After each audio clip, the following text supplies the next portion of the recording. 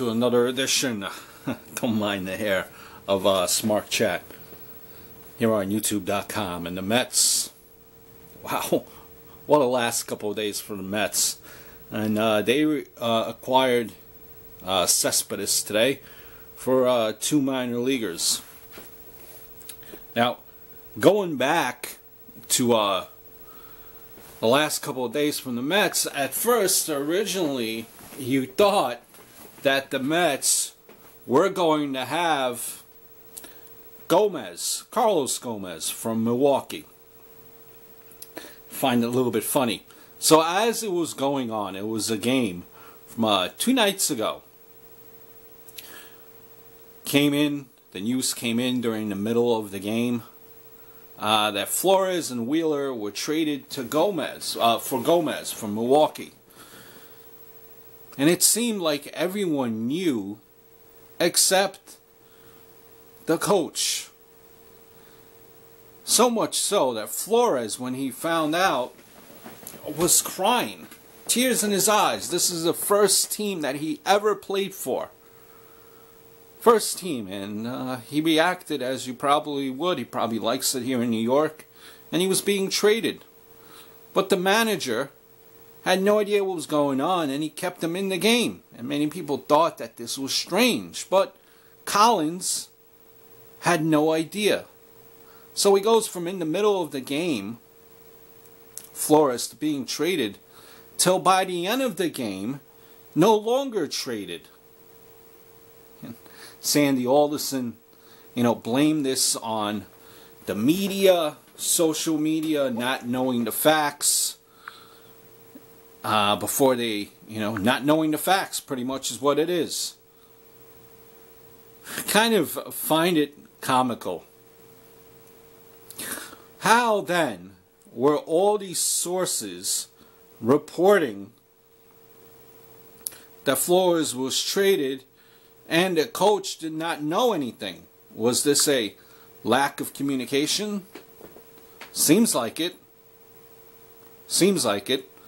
And it happened where Flores and Wheeler for Gomez would not be traded due to the fact of what the rumor is that medical records, and get this, it's not medical records from Wheeler that backed off the trade. It was medical records from Gomez, and the Mets didn't like that. He had hamstring issues.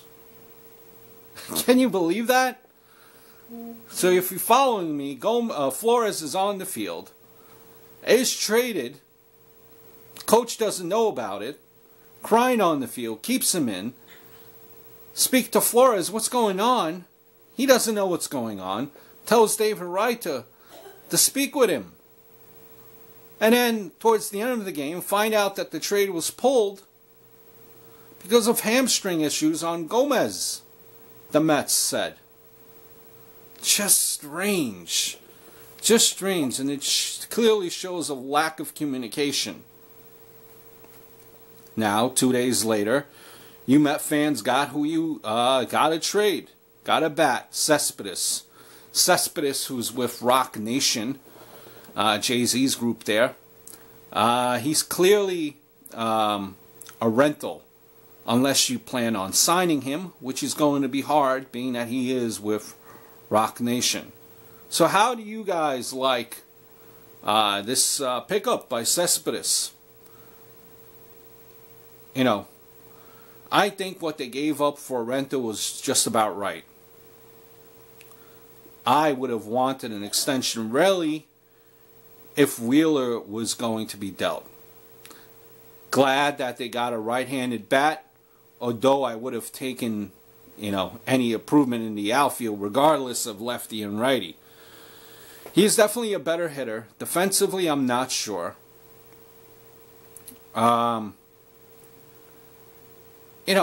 But considering for the rental, what it was a a good move, I think. But just a whirlwind of what's been going on with your Mets. You guys are probably happy, though, in the long run that you kept Wheeler, so you're keeping all that pitching staff intact.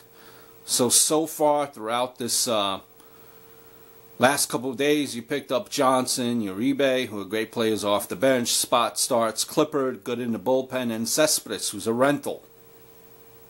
Clearly.